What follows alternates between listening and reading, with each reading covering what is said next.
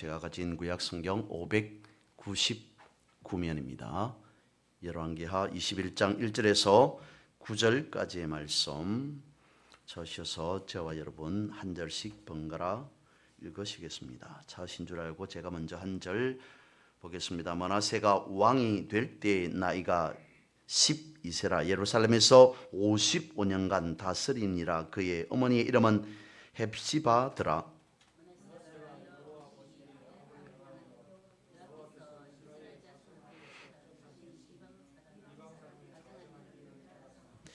그의 아버지 히스기야가 헐어버린 산당들을 다시 세우며 이스라엘의 왕 아합의 행위를 따라 바알을 위하여 제단을 쌓으며 아세라 목상을 만들며 하늘의 일월 성신을 경배하여 숨기며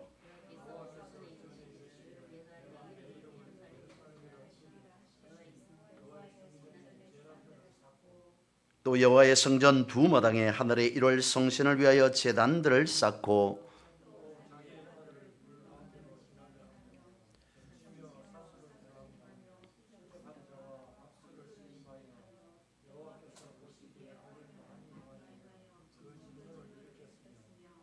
또 자기가 만든 아로 새긴 아세라 목상을 성전에 세웠더라. 옛적에 여호와께서 이 성전에 대하여 다윗과 그의 아들 솔로몬에게 이르시기를 내가 이스라엘의 모든 지파 중에서 택한 이 성전과 예루살렘에 내 이름을 영원히 둘지라.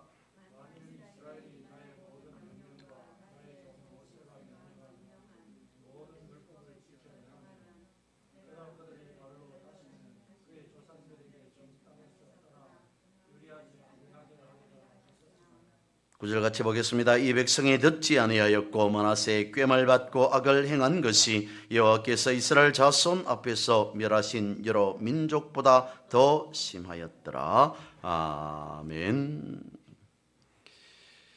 지난주에도 말씀을 드렸습니다만 이미 7월달이 하반기가 시작되었습니다만 다시 한번 우리가 생각해 봅니다. 이 하반기에 우리는 새롭게 신앙의 도약이 있어야 할 것이다 라는 생각을 해봅니다. 이 하반기에는 더욱 우리가 성숙한 신앙인의 자세, 더 성숙한 신앙인의 모습이 요구된다라고 할 것입니다.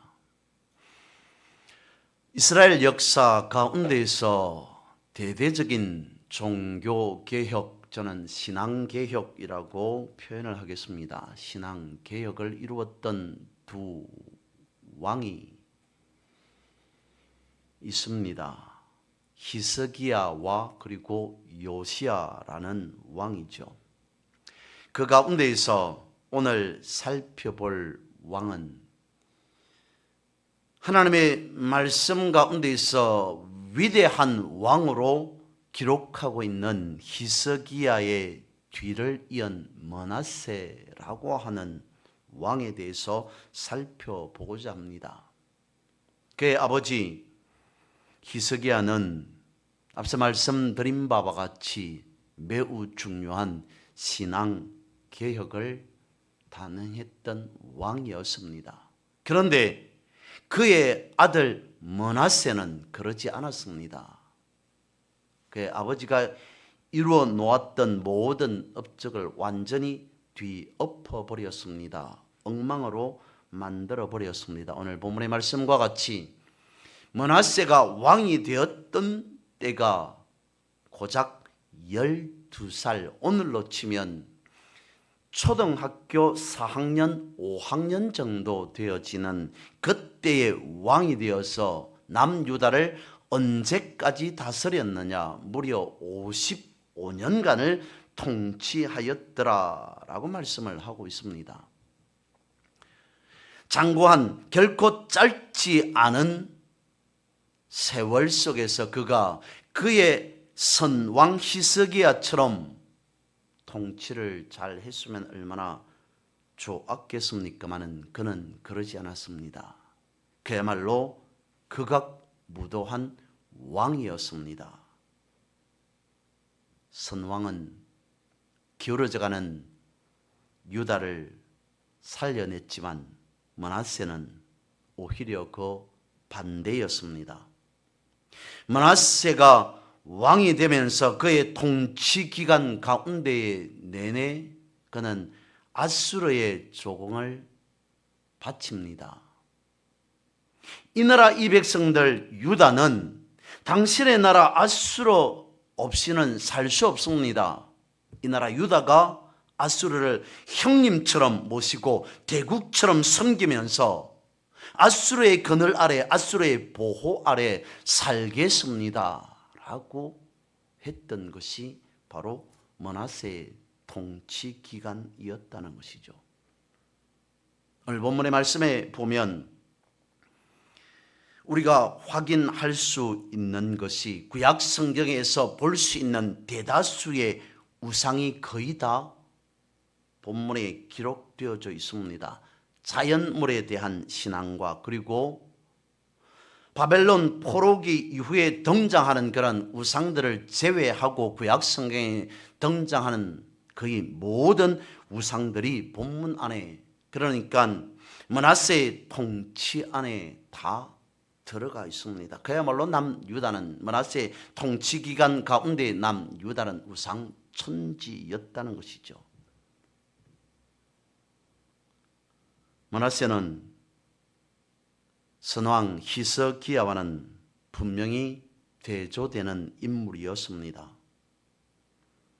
그는 선왕의 선정을 본받지 않고 오히려 그의 조부였던 폭군 아하스를 본받은 듯합니다. 그러면 므낫세가 범한 죄가 무엇인지를 몇 가지로 나누어서 한번 살펴보고자 합니다. 그 첫 번째가 우상을 숭배하며 거룩한 하나님의 성전을 모독했다는 것입니다. 므낫세 왕의 우상 숭배는 그야말로 역대 유다 왕가에서는 찾아볼 수 없을 만큼의 가증스러운 그런 배교 행위였습니다. 오늘 본문의 말씀에 있는 바와 같이 히스기야가 폐쇄시켜버린 산당을 다시 세웁니다. 본문 3절입니다. 그의 아버지 히스기야가 헐어버린 산당들을 다시 세우며 이스라엘의 왕 아합의 행위를 따라 바알을 위하여 제단을 쌓으며 아세라 목상을 만들며 하늘의 일월 성신을 경배하여 섬기며, 일월 성신을 숭배하는 이 모습은 당시 아수르에서 행하던 우상 숭배였습니다. 그리고는 인신제사와 사수를 행하고 신접한 자와 박수를 신임하기까지 합니다. 아세라 목상을 성전에 세우기까지 합니다. 그랬다면 므낫세는 하나님을 모르는 자였습니까? 아닙니다. 하나님을 섬기는 자였습니다. 하나님을 아는 자였습니다. 그럼에도 이런 것들을 그는 신임하였습니다. 여러분, 나중에도 말씀을 드리겠습니다마는 계시록에 이런 말씀이 있지 않습니까? 차갑지도 않고 뜨겁지도 않은 미지근함, 그것을 신앙의 관점에서 본다면 차갑지도 않고 뜨겁지도 않은 미지근한 신앙, 그것을 주님은 어떻게 하신다고 말씀하고 있습니까? 토해버리겠다. 도저히 인정할 수 없다라고 말씀하고 있습니다. 그러면서 또 우리가 잘 아는 주님은 이런 말씀도 하셨습니다. 우리에게 겨자씨만한 믿음이 있다면, 겨자씨만한 믿음만 있어도 라고 말씀을 하십니다. 그러면 앞서 말씀을 드렸던 계시록에서 말씀하고 있는 미지근한 믿음이라고 봤을 때 그 미지근한 믿음 가운데는 겨자씨만한 믿음이 있다는 겁니까? 없다는 겁니까? 생각해 보면 미지근한 신앙, 미지근한 믿음 안에도 겨자씨만한 믿음은 있는 것 같습니다. 있다고 말할 수 있습니다. 그런데 그것이 왜 잘못되어서 차갑지도 뜨겁지도 않은 미지근한 것을 토해내 버린다고까지 말씀하신 걸까요? 므낫세의 행위를 한번 보아야 합니다. 그가 하나님을 알고 있습니다. 그 역시 하나님을 믿었습니다. 그럼에도 우상 숭배까지 합니다. 어떻게 되어진다는 겁니까? 하나님도 믿고 우상도 섬기면 이 두 신앙이 섞여버리겠죠. 미지근하다라고 말하는 것이 어떻게 보면 차갑다, 뜨겁다라고 하는 그 상태의 온도를 말하는 것이 아니라 지금 오늘 본문에서 말하고 있는 므낫세의 그러한 모습, 그걸 두고 미지근하다라고 말하기는 너무도 므낫세가 많이 벗어났습니다만, 미지근하다라고 말하는 것이 어쩌면 므낫세와 같은 하나님도 섬기고 우상도 숭배하는, 그래서 신앙 자체가 이건지 저건지 무엇인지 모를 정도로 완전히 믹서되어져 버린, 섞여서 엉망이 되어져 버린 그런 양상을 두고 말씀하고 있는 것은 아니었겠습니까? 그러면 주님께서 말씀하신 겨자씨만한 믿음이라고 말할 때는 그 안에 다른 어떤 것이 섞여져 있을지라도 라고 하는 말이 아닌 최소한 겨자씨만한 믿음이라고 말할 때 그 안에 헛된 것이 없음을 의미하고 있다라고 하는 것을 유추할 수 있지 않을까 싶습니다. 그 안에 생명의 씨앗이 있음을 전제하고 말씀하고 있다는 것이죠. 겨자씨 안에는 다른 어떤 것이 최소한 섞이지 않았다는 것을 전제하고 있는 건 아니겠습니까, 여러분? 므낫세가 잘못 행한 것이 무엇이라는 겁니까? 하나님을 그도 믿고 있었습니다. 그도 하나님을 알고 있었습니다. 그럼에도 불구하고 그는 어둠을 향해서 문을 열어 놓았다는 것입니다. 악을 향해서 문을 열어 놓았다라고 말하는 것이 우상을 이렇게 숭배하였더라라고 말씀하고 있는 것입니다. 가장 조심해야 할 것이 있다면, 가장 경계해야 할 것이 있다면 바로 이것입니다. 나에게 주어진 믿음이 비록 겨자씨만한 믿음일지라도 그 믿음만을 붙잡고 살아가야 되는 것이지, 다른 무엇인가를 채우기 위해서 내 스스로 부족하다고 생각해서 세상을 향하여서, 악을 향하여서, 어둠의 권세를 향하여서 문을 열어버린다면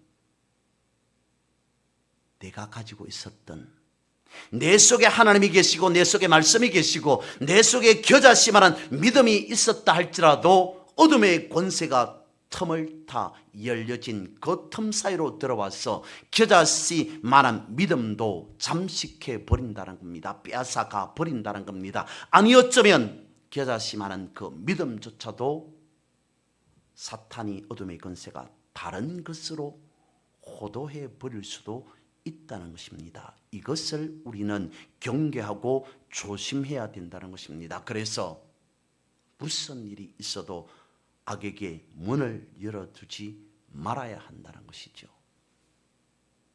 거룩함과 세상적인 것이 섞이면 과연 그것을 두고 거룩하다라고 말할 수 있겠습니까? 영적인 것과 어둠이 섞여버리면 그것을 두고 과연 영성이라고 말할 수 있겠습니까? 그렇지 않습니다. 겨자씨 안에 생명이 있어야만이 그것이 싹을 틔울 수 있습니다. 그래서 뚫고 나와서 비로소 나무가 될 수 있다는 것이죠. 확신 있는 믿음, 그걸로 자랄 수 있다는 것입니다. 두 번째로는 므낫세의 악은 그만이 아닌 백성들로 하여금 범죄케 했다는 것입니다. 므낫세의 범죄는 자신 한 사람의 범죄가 아니었던 것이죠. 그는 악한 죄를 백성들에게 강요합니다. 백성들을 미혹하여서 그 길로 걸어가게 했습니다. 9절 말씀을 봅니다. 이 백성이 듣지 아니하였고 므낫세의 꾀을 받고 악을 행한 것이 여호와께서 이스라엘 자손 앞에서 멸하신 여러 민족보다 더 심하였다라고 말씀을 하고 있습니다. 그 결과 남유다는 어떻게 되었다고요? 온통 우상으로 가득 차게 되었다는 것입니다. 우상 천지가 되었다는 것입니다. 하나님 나라 백성들이 우상에 빠져서 헤어날 수 없는 상태가 되고야 말았습니다. 이를 하나님이 가장 싫어한다는 것이죠. 계명을 보십시오. 말씀을 보십시오. 하나님께서 싫어하는 것이 과연 무엇인가? 오늘 본문에 있는 바와 같이, 앞서 말씀드린 바와 같이 하나님도 믿고 우상도 섬기는 섞여져 버린 그러한 이것도 아니고 저것도 아닌 아주 매우 심각하게 이상한 신앙, 삶의 모습, 믿음의 삶, 그것을 하나님께서 가장 싫어한다는 것입니다. 하나님에 대한 확신이 없으니까 이것도 좋을 것 같고 저것도 좋을 것 같다, 이것도 섬기고 저것도 섬기면 좋지 않을까라고 하는, 그야말로 이것도 아닌 저것도 아닌 그것을 하나님께서는 가장 싫어한다는 것입니다. 오죽했으면 말씀 가운데 유다 백성들의 그 죄가 얼마나 심했으면 우상 숭배로 인해 멸망당할 수밖에 없었던 이방 나라들의 그 우상 숭배보다 므낫세 통치 기간 남유다의 우상 숭배가 훨씬 더 심했더라라고까지 말하고 있겠습니까? 이것이 어디에서부터 시작되었을까요? 그에 붙인 히스기야의 그러한 삶의 모습을, 통치의 모습을 므낫세가 배웠다면 달라졌을 텐데 그는 그러지 않았습니다. 그의 작은 마음에서부터 시작하여서 온 나라가 우상 천지로 바뀌어 버렸습니다. 그래서 우리는 이 부분을 명확하게 이해하고 또한 정리해야 할 필요가 있다라고 말씀을 드릴 수밖에 없습니다. 다른 것이 아닌 아담이 범죄한 행위, 거기에 대한 비중이 어디에 있는가라고 하는 사실을 말입니다. 생각해보면, 인간적으로 그러니까 생각해보면 아담이 심각한 죄를 지은 것은 아닌 듯합니다. 왜냐하면 다른 모든 것들 중에 하나인 일부에 속한 과일 하나 먹은 것, 보고 먹고 싶어서, 그가 물론 직접 다 먹은 것은 아니겠으나 보고 그가 먹고 싶어서 과일 하나, 동산 안에 수없이 많은 과일들 중에 하나에 불과한 그것 먹은 것, 그것 때문에 인류의 역사가 바뀌어 버렸다. 무엇을 말하고 있는 거겠습니까? 아담의 범죄 행위가 왜 인류의 역사를 바꾸어 놓은 것으로밖에 볼 수 없습니까? 인간적으로 보면 크지 않은 것 같습니다. 사소한 것 같습니다. 일상적인 것 같습니다. 그런데 하나님께서 그것을 너무 지나치게 비약시켜 버린 것입니까? 아니라는 거죠. 인간의 역사를 바꾸어 놓을 수밖에 없었던 것은 그가 행한 행동, 그것을 보고 판단하는 것이 아니라 무엇을 통해서요? 하나님의 말씀, 하나님께서 명령하시고 하나님께서 말씀하신 그 말씀을 어겼다라고 하는, 그것이 인류의 역사를 바꾸어 놓아 버린 아담의 범죄 행위 아니었냐는 것입니다. 우리는 그러지 않습니까? 나 한 사람 정도야, 이것 정도야 뭐 대수로울까, 어떨까라고 하는 그러면서 신앙의 양심에 조금 꺼리지만 다른 사람도 다 그러는데 뭐 나 한 사람 정도 이렇게 한다고, 이것 하나 정도 이렇게 한다고 라고 하는 정도로 스스로 생각하고 넘어가고 있지는 않습니까? 근데 그것이 여러분 말씀과 반대되는 것이라면 우리는 극히 조심해야 한다는 것입니다. 예를 들어서 성경에 가끔씩 말씀을 드리는 이 부분 한번 생각해 보면 어떨까 싶습니다. 성경은 이렇게 말씀하고 있습니다. 항상 기뻐하라. 쉬지 말고 기도하라. 범사에 감사하라. 어떻게 인간인 우리가, 나도 나를 잘 모르는 내가 아무리 믿음이 출중하다고 말한들 어떻게 항상 기뻐할 수 있으며 쉬지 않고 기도할 수 있으며 범사에 늘 언제나 평생에 감사만 하며 살아갈 수 있을까? 이것은 우리와는 나와는 너무 맞지 않다. 지나치다. 말씀을 알고 있습니다. 그럼에도 불구하고 스스로 생각할 때 말씀이 너무 지나치다 생각하면서, 지키기 너무 힘들다라고 생각하면서, 그러면서 대수롭지 않게 어기면서 살아가고 있지는 않습니까? 그런데 항상 기뻐하라. 쉬지 말고 기도하라. 범사에 감사하라. 라고 하는 것에서 그치는 것이 아니라, 그래서 나와 맞지 않다고 가볍게 생각하고 지나갈 수 있는 말씀이 아니라 무엇이라고까지 말씀하냐면 이것이 우리를 향한 하나님의 뜻이다. 그러면 항상 기뻐하지 아니하고 쉬지 않고 기도하지 않고 범사에 감사하지 않는다면 우리는 어떻다는 것입니까? 생각하고 또 분명 생각해 보아야 할 문제라는 것입니다. 물론 모든 사람들이 다 그렇게 하면서 말씀대로 하면서 살아가지는 못할지라도 분명히 그것이 하나님의 뜻이다라고 말씀하는 그 가운데에는 최소한 숨겨둔 하나님의 분명한 뜻이 있다는 것입니다. 항상 기뻐하면서 쉬지 않고 기도하면서 범사에 감사하면서 살아가는 그 안이, 살아가고자 하는 그 삶 속에 주님께서 부어주시고자 하는, 주님께서 허락하시고자 하는, 그야말로 하나님의 뜻이라고 말씀하시는 하나님의 숨겨진 놀라운 축복과 은혜가 그 가운데에 숨겨져 있지 않을까. 그래서 나는 어떻게 하면 기뻐할 수 있으며 기도할 수 있으며 감사할 수 있는지를 우리는 생각하고 또 생각해야 되는 것이지, 그냥 대충 아는 정도로 넘어가서는 안 된다는 것이죠.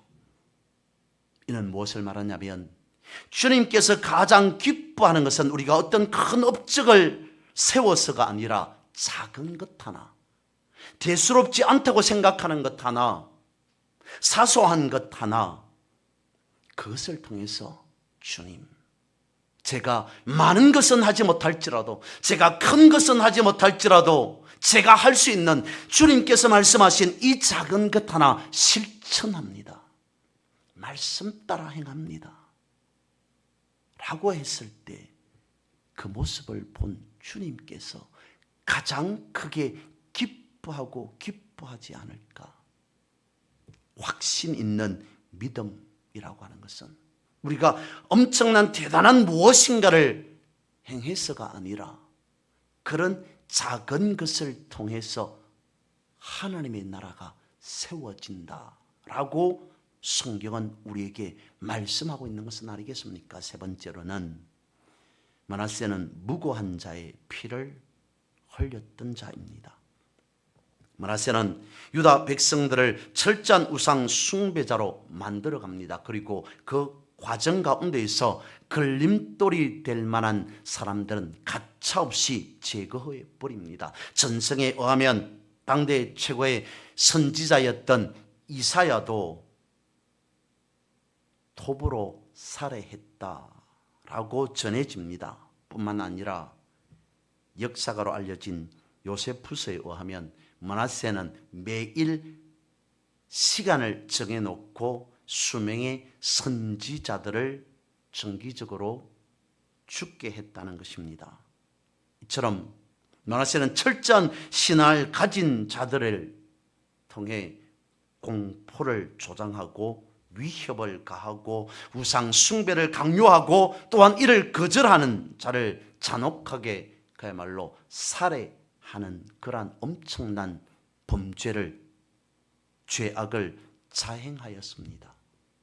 이 정도 되는 므낫세라면 어떻습니까? 도저히 용서받을 수 없는 자라고 낙인 찍을 수밖에 없을 것 같습니다. 그런데 성경에 보면, 말씀에 보면 그런 므낫세가 하나님 잘못했습니다 라고 회개하였을 때 하나님께서 그를 용서해 주셨다는 것입니다. 물론 그 용서의 배경에는 우리가 좀 더 그 내용을 살펴볼 필요가 있습니다만은 아무튼 하나님은 이런 므낫세도 용서하셨다라고 성경은 말씀하고 있습니다. 어떻게 이런 사람을 하나님께서 용서할 수 있단 말인가?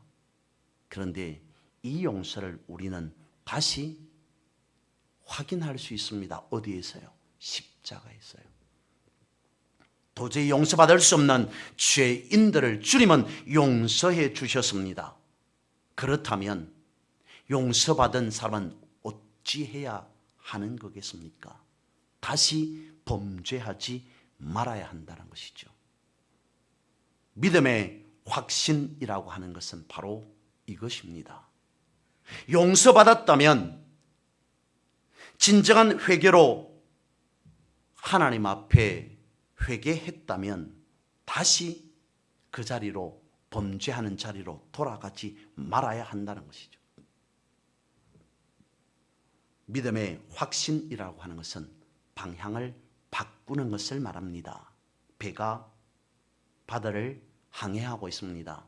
그 배보다 훨씬 더 큰 암초가 항해하는 그 선상에 놓여져 있습니다. 이 배는 어찌 해야 됩니까? 방향을 틀어야죠. 결론을 말씀을 드려봅니다. 앞서 말씀을 드렸던 요한계시록 3장 14절에서 16절 말씀을 이렇게 말씀을 읽어봅니다. 라오디게아 교회의 지도자에게 이렇게 편지를 보내라. 너는 확고히 서 계시고 신실하신 분, 지금도 있고 과거에도 있었고 앞으로도 있을 만물의 참된 정인이시며 하나님의 창조의 근원이 되시는 분의 말씀이다. 나는 너를 잘 알고 있다. 너는 차지도 않고 덥지도 않다. 나는 내가 차든지 덥든지 어느 한쪽이면 좋겠다. 그러나 너는 미지근하기만 하기 때문에 나는 너를 내 입에서 토해내겠다. 확신 없는 믿음. 그러니까 미지근한 신앙과 겨자씨만한 신앙은 분명 다릅니다. 겨자씨 안에는 생명이 태동하고 있습니다. 미지근한 신앙 안에는 생명이 없음을 의미하고 있습니다. 세상 것들과 여러 가지 것들이 섞여져 믹스된 상태라고 볼 수 없습니다. 볼 수 있습니다. 어쩔 수 없으니까 라고 말하는 그 미지근한 상태, 그것을 라오디게아 교회의 상태라고 말씀하고 있습니다. 우리를 향한 경고의 메시지 아니겠습니까? 확실한 믿음으로 살아가라. 우리의 삶 속에서 그야말로 말씀이 녹아져 있어야 된다. 그래야만이 생명의 씨앗을 품고 살아가는 믿음의 소유자가 될 수 있다라고 성경은 말씀하고 있습니다. 이러한 믿음의 소유자로서 날마다 승리하며 살아가는 그러한 여러분 모두가 되시기를 주님의 이름으로 선포하고 축복합니다.